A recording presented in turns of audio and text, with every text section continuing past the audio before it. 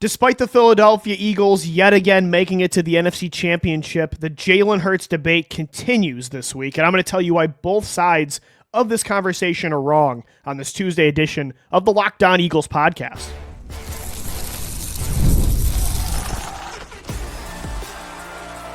You are Locked On Eagles, your daily Philadelphia Eagles podcast, part of the Locked On Podcast Network, your team every day.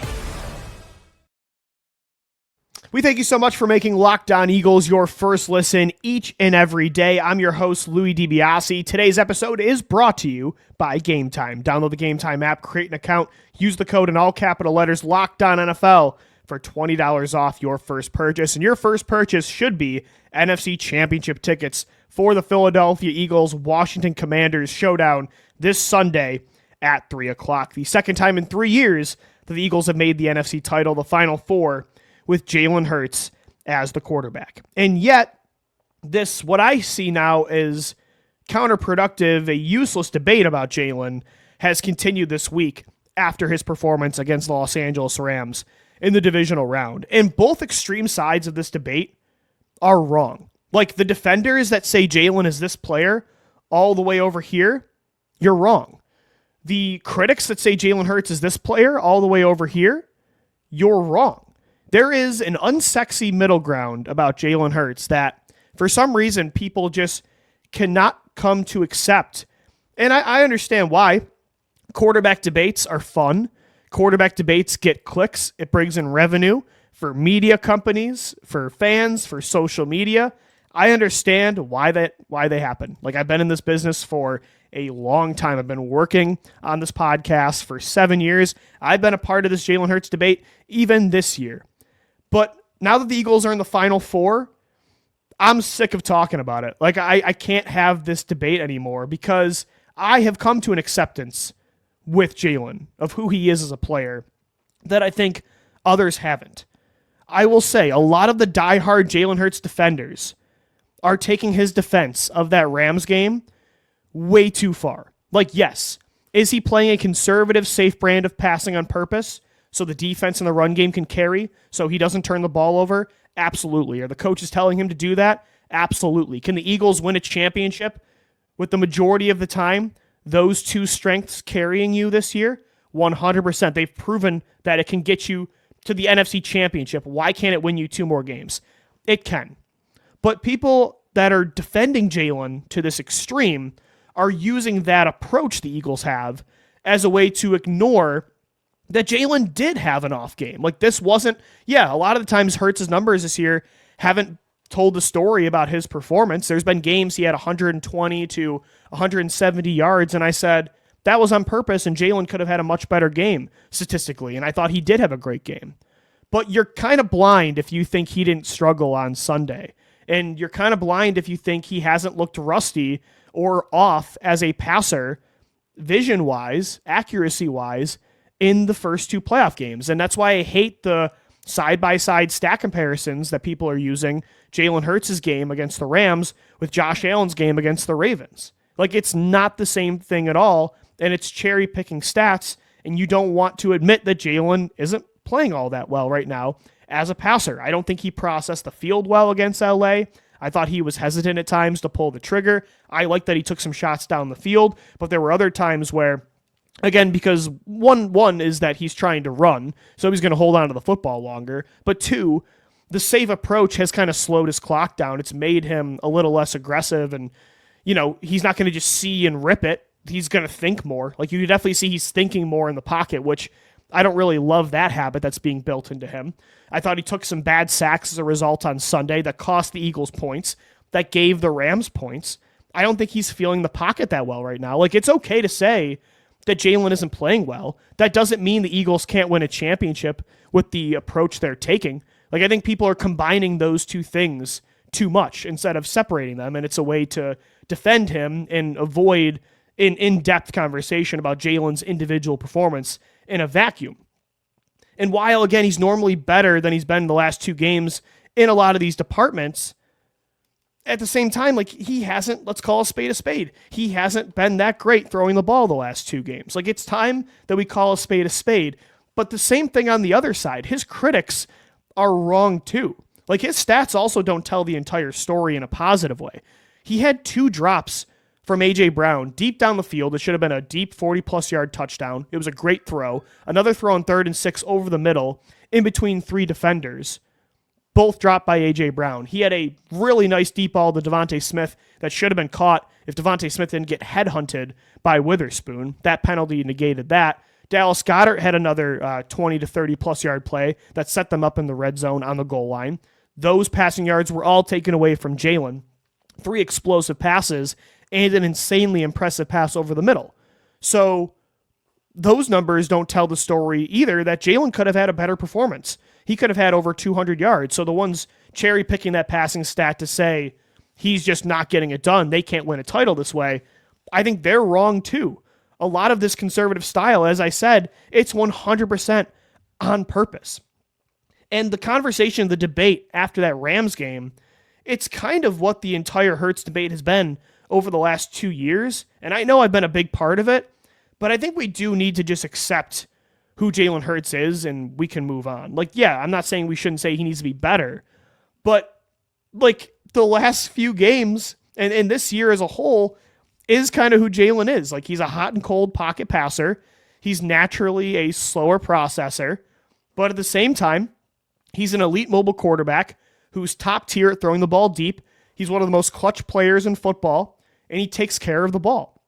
He's a top 10 quarterback that can have top 5 moments. Like, can we just call a spade a spade? And the Eagles can win football games that way. They can make it to 2 NFC championships in 3 years that way. They can make it to the playoffs in all 4 years with Jalen as the quarterback that way. Is he Joe Burrow in the pocket or Josh Allen or Pat Mahomes or heck, even Lamar Jackson? No. Is he a top 5 quarterback week after week? No. But he has top 5 moments, and I think consistently he's a top 10 guy. And with the Eagles' elite run game and defense and the support system that he has, and by the way, is not going away anytime soon. So the hypothetical, if Jalen didn't have this, is a moot point because he's always going to have this as long as Howie Roseman's the GM, or at least for the majority of his career. Look at the age of the offense and the defense. Like, he's not losing the support system anytime soon. With that formula, the Eagles can win a championship. Like, yes, they can win a championship with Jalen Hurts the majority of the time being a game manager that also rips off explosive runs and throws from time to time. Like, that can win you a title this year. It won the Chiefs a title last year. I will say Jalen's going to have to be more situationally great these next 2 games to get this done, to win a championship. Like, there will be times in the fourth quarter against the Commanders, against the Chiefs or the Bills. Yeah, he's going to have to be great. But I think even this year he's proven, even in games he hasn't been great from start to finish, that situationally when he's got to have it, he has been great. Even Sunday, that 4th and 4 to A.J. Brown. Like, that's a gotta-have-it moment, and Jalen had it. The Packers game, 2 drives in a close game late in the third quarter, fourth quarter, gotta have it. Jalen Hurts led you down the field, back-to-back drives to put points on the board and put that game away. So, yeah, there's going to be times that in the next 2 games he has to do that, but I think he's proven over these last few years that when the moment's bigger, he will step up. And the rest of the way, the run game and the defense, which, by the way, also have proven they are 2 of the most clutch units in NFL history, they're going to carry you too. People need to accept that a team is making a deep run in a different way. The Chiefs did this last year. Their defense carried them until Mahomes took over in the fourth quarter and overtime. The Patriots won because of defense in the run game in 2018. The 2015 Broncos won because of the run game and an elite defense. Like, it does happen. I know people don't want to win this way, especially the national media. It's always a quarterback-driven league, and the majority of the time you have to have elite quarterback play. But this year's Eagles can do this, and people just need to accept that. People need to accept who Jalen Hurts is. The back and forth right now is just, I don't know. It's not very constructive, and it's not very productive. And honestly, I'm more concerned about Jalen's health than anything that has to do with the passing game. Like, I'm more concerned that he's not going to be able to run as effectively against the Commanders, potentially in the Super Bowl, with whatever injury he has to his knee or his ankle. Like, yes, I agree Jalen has to be special these next few games at times, but how is he going to be special the majority of the time? It's with his legs. opening up things for the pass outside of structure. The run game as well. To allow Saquon Barkley to continue to carry you, Jalen Hurts' leg needs to be healthy. That's what I'm more concerned about these next few games over, can he be a 30-plus passing attempt guy that leads you to a title? The Eagles are not, even if he could do that, the Eagles in these next two games, if they win on Sunday, they are not going to be that football team. So I'm just like kind of sick of having this conversation. So I think we just need to accept who Jalen Hurts is. It gets the job done. Yes, he needs to be better than these last two games. Like the defenders, you're taking it too far. But the critics, you're also taking it too far. This guy is in yet another NFC title. He wins football games. He is elite in a lot of areas that, yeah, it's not like other elite quarterbacks. It's not how they do it, but it works. It works. And so that's just kind of where I'm at with this thing. There needs to be an acceptance. All right, guys, coming up next right here on the Locked On Eagles podcast, I'm going to tell you why Saquon Barkley's 2024 season has been the best individual year an Eagle has ever had. And I'm going to tell you why it might be the most important move Howie Roseman has made in his career. That's coming up next right here on the Locked On Eagles podcast. This episode of the Locked On Eagles podcast is brought to you by Game Time. I love going to live events, whether it's sports, music, theater, or comedy. The NFC Championship is this Sunday. One of my favorite moments ever was thanks to Game Time. 2 years ago, I was at the Eagles 49ers NFC title game. One of the best days of my life. I'm going to be back at the link on Sunday. Eagles Commanders, all thanks to Game Time. The energy, the excitement, just unforgettable. Now Game Time has made it even easier to get tickets for your favorite events with their new feature, Game Time Picks. This feature filters out the fluff to show you only incredible deals on great seats, so you don't got to waste time searching through thousands of tickets. Recently, again, I was looking up tickets for Eagles Commanders using the Game Time app. With Game Time Picks, I found amazing deals. Could even see the view of my seat before buying. Take the guesswork out of buying tickets with Game Time. Download the Game Time app, create an account, use the code LOCKEDONNFL for $20 off your first purchase. Terms apply. Again, create an account, redeem the code LOCKEDONNFL for $20 off. Download Game Time today. What time is it? It's game time. Thanks as always for making Locked On Eagles your first listen each and every day. Guys, I want to tell you why I'm willing to declare it. Saquon Barkley's 2024 season, after watching that game against the Rams, seeing what he has done in the playoffs in two games against LA and Green Bay, this is the best individual season an Eagle has ever had. And I really do think it's one of the most important moves, maybe the most important move Howie Roseman has made in his career. Like, look, Carson Wentz's 2017, that season helped you win a Super Bowl. Howie moving up for Carson, that started the new era of Eagles football. Like, they were done settling, right? They were going to go for it. They wanted elite quarterback play. They were going to be aggressive trading draft picks. They were going to go for a Super Bowl. No more Band-Aid signings. No more just having the playoffs be good enough. They want to win a championship. Jalen Hurts' 2022 season, that was one of the best quarterback seasons in NFL history. That Super Bowl performance in Super Bowl 57 was one of the most impressive Super Bowl performances an individual player has ever had. The moves Howie Roseman made in 2022 have helped propel them into this golden era of Eagles football that we're still witnessing 2 years later.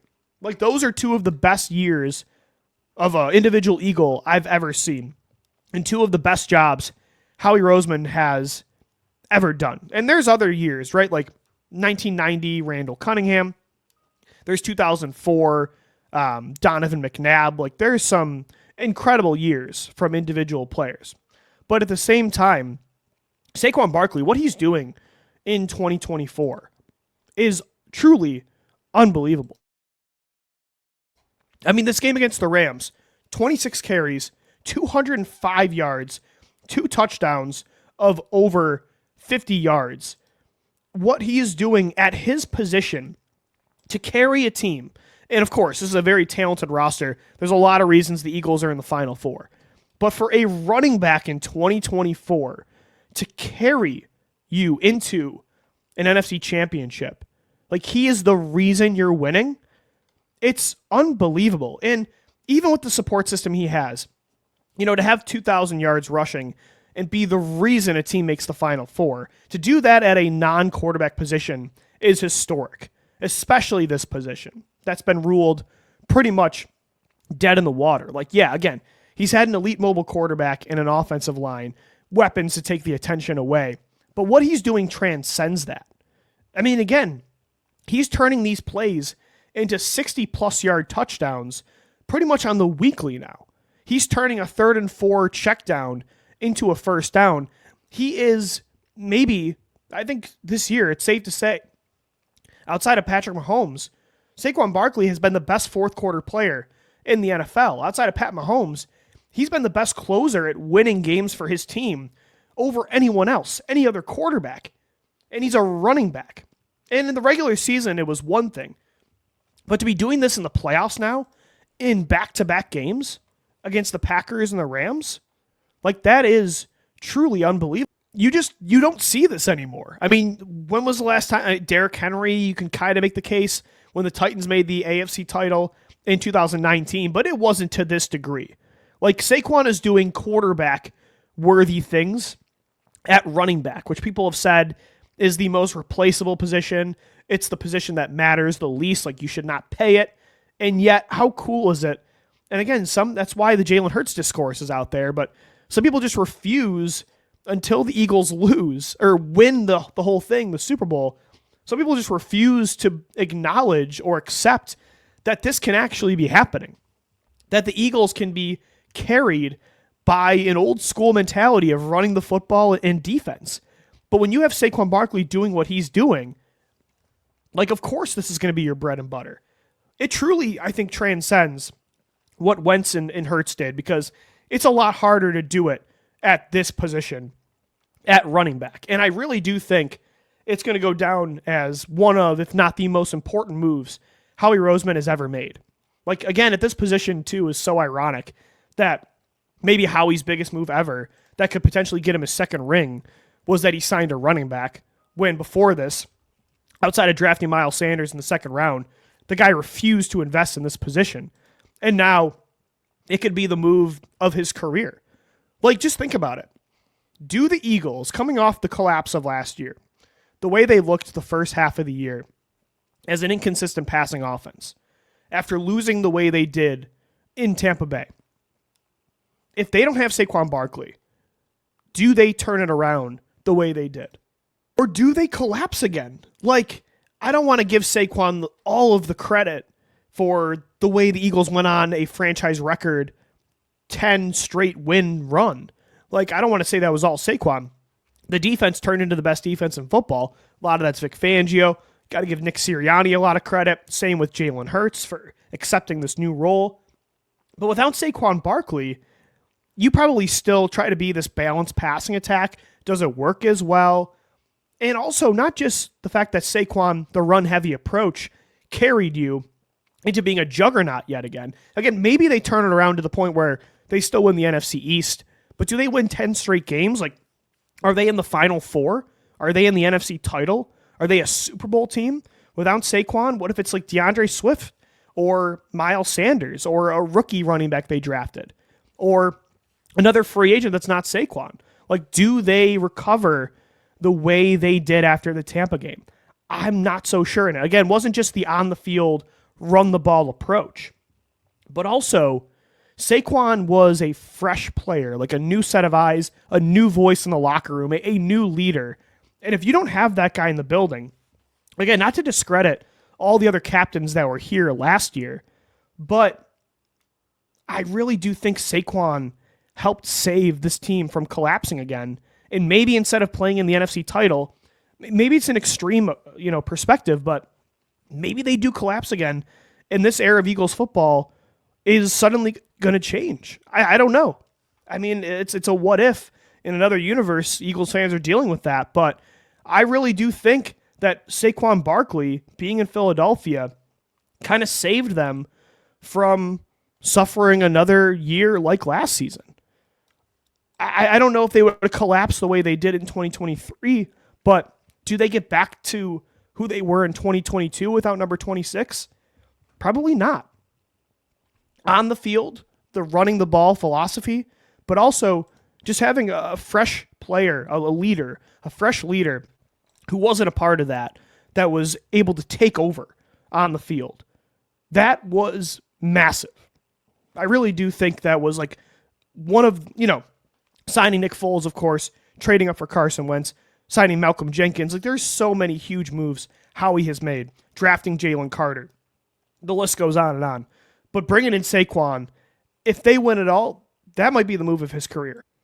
And I am willing to say now that even over Carson Wentz 2017, Jalen Hurts 2022, Reggie White in the 90s, whatever player you want to say, what Saquon has done in 2024, this is the best individual season an Eagle has ever had. And that will be cemented that'll be written in stone if Saquon carries you against Washington, if he helps you win a Super Bowl, if he's the reason you win a Super Bowl, then there's really no debate.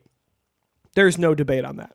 Hilarious. Howie's biggest move ever might be that he signed a running back in 2024. This is why football's fun. I love when, what seems like entrenched, cemented football ideology, this is the way it works. I love when that gets challenged.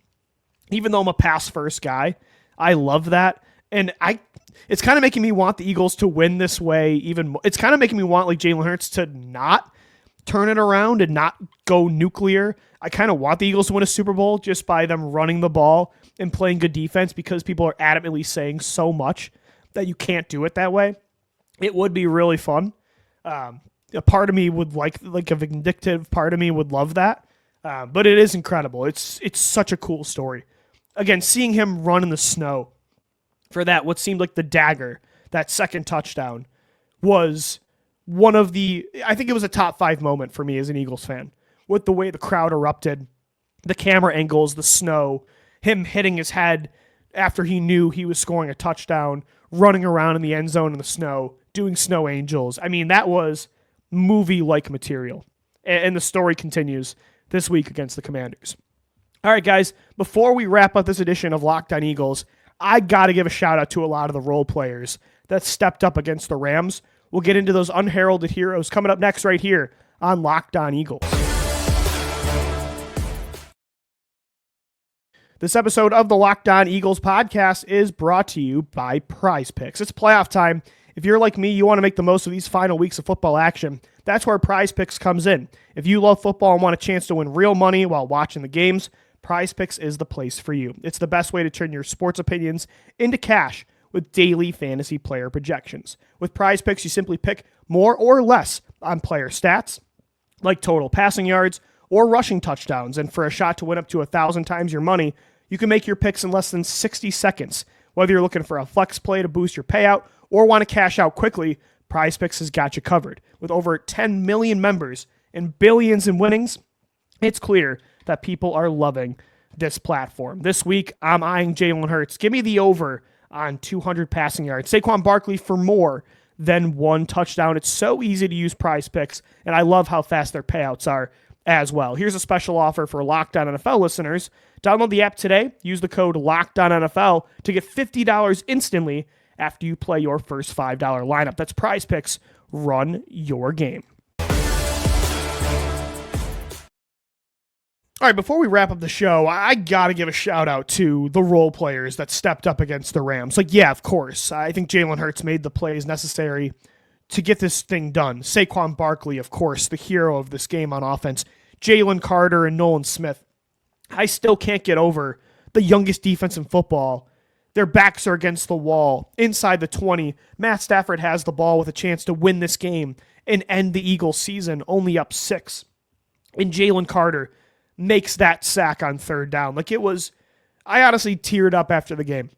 It was one of the most emotional games I've watched as an Eagles fan and as an Eagles analyst. So, of course, those guys get a shout out. And I thought Darius Slay played, even though it says stat-wise, he gave up 8 catches for over 100 yards. I thought he played exceptionally well, considering Matt Stafford targeted this guy 16 times. He made some big plays. He was in on the final incompletion to Puka Nacua. He had him draped in coverage. He made a couple big pass deflections as well in this football game. Chauncey Gardner-Johnson The 3rd and 2 stop was huge. Josh Sweat made some big plays. Zach Bond, of course, was everywhere. But the role players, that's what's so special about the 2024 Eagles. Like, obviously, they have a special starting lineup, just like the 2017 Eagles, just like the 2022 Eagles. They have one of the best starting lineups, maybe the best one I've ever seen watching this football team in 2024. They are so complete.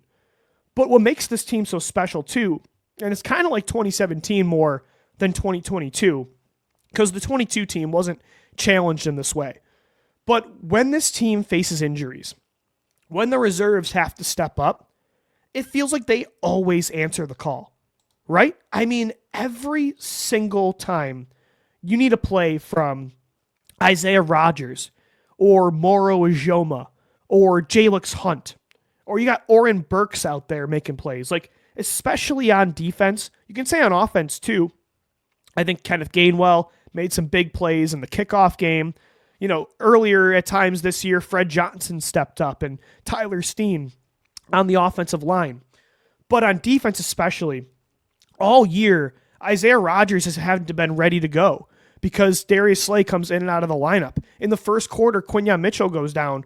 Rodgers is getting tested all game. He allowed a couple big receptions, but I thought overall Rodgers answered the call. He made some really nice plays in coverage. He picked up the fumble recovery from Jalen Carter's punch out, 16-15. That turned the game around. Like Isaiah Rodgers, he stepped up. You look at Moro Ojomo, only in his second year, a day 3 pick from 2023 that had a neck injury that kept him out a lot of last year, getting his first career sack in a playoff game, like a rotational piece that every time he's on the field, he gets to the quarterback. He had a top 15 pass rush win rate this year for interior defensive linemen. Look at Oren Burks, Nakobe Dean. Underratedly so, one of the heartbeats of your defense goes down with a knee injury last week. Oren Burks comes in, and I thought he made a couple really big plays to the point where Vic Fangio said today in his press conference, yeah, he had planned to start or play Jeremiah Trotter Jr. at times on Sunday, but Oren Burks kept him off the field. Burks made some really nice tackles in the open field. I thought that 3rd down pass deflection was huge in the 4th quarter where he's blitzing through the A-gap. He realizes he's not going to hit home, drops back, gets his hands up, bats the ball down. I mean, the Eagles are so resilient that it's not just their starters, but their backups. Like, they are always ready to answer the call. Jalyx Hunt gets a big sack where it was a coverage sack. The coverage was incredible, but Jalyx just never stopped pursuing to the football. And I thought Jalyx has been getting better and better every single week. And that's a rookie that you thought was going to have to get redshirted this year, pretty much. So that's what makes this Eagles team special, too, is that Howie Roseman has built this thing from top to bottom with good players.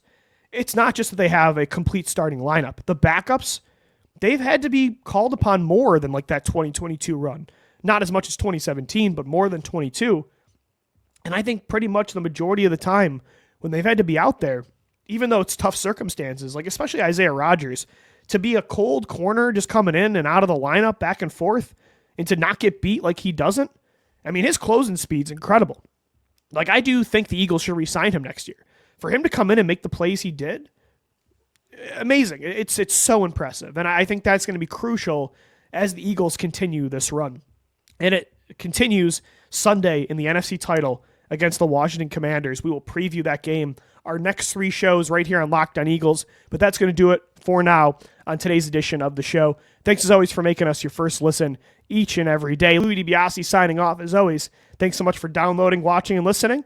And let's go Birds. Fly, Eagles, fly.